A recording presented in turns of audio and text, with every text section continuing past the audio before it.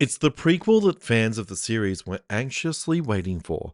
After teasing us with the first arrival of the audibly challenged aliens in A Quiet Place Part 2, the first spin off of the popular horror series, now directed by Michael Sarnowski from Pig, it plays as an alien invasion film, albeit with a twist. It focuses in on its human characters that must survive the attack, with the most adorable cat, who was most definitely used most of its 9 lives by the end of this film. It fits in with the franchise, and that's ensured by John Krasinski acting as a producer to make sure the look and overall feel of this film are fitting. Fortunately, this is the case with Day One acting as a prequel to keep the franchise going while we anxiously wait for Part 3.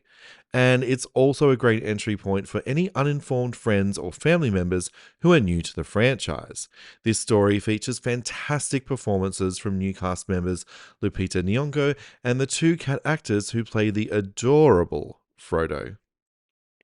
As advertised, the story starts on day one of the invasion. We follow Sam, played by Lupita Nyong'o, who is a cancer patient visiting New York City to see a show with her therapy group. As she searches for her favorite pizza in Harlem, the invasion starts and makes this task increasingly more difficult. Along for the journey is Sam's therapy cat Frodo, who keeps her anxiety under control.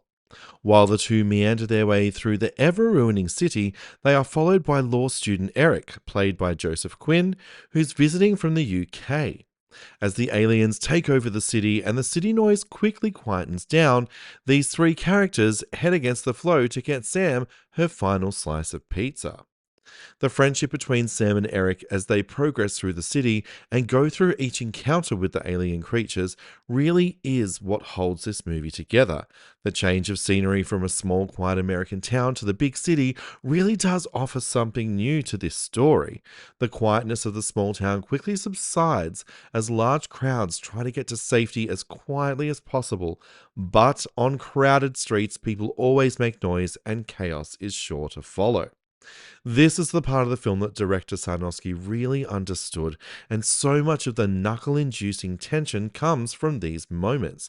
Why is a woman screaming for her son in the middle of the street, knowing what will happen? Why doesn't anyone look for broken glass on the ground? And my biggest complaint, the cat Frodo has a lead. Why, for the love of all that is holy, does no one put the damn cat on the lead?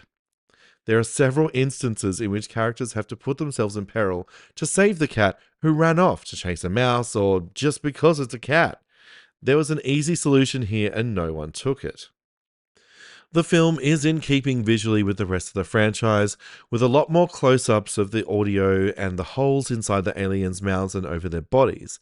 Seeing hordes of them scaling buildings down a large city street looks incredible.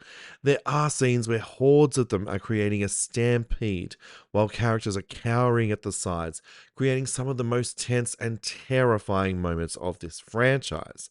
The farms and silos of the first two films are traded for subways and office buildings made of glass.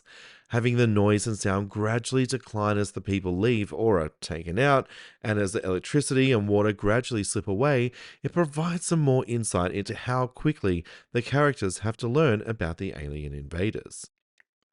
A Quiet Place Day One is here as a spin off, while retreading some ground we've seen, albeit briefly before.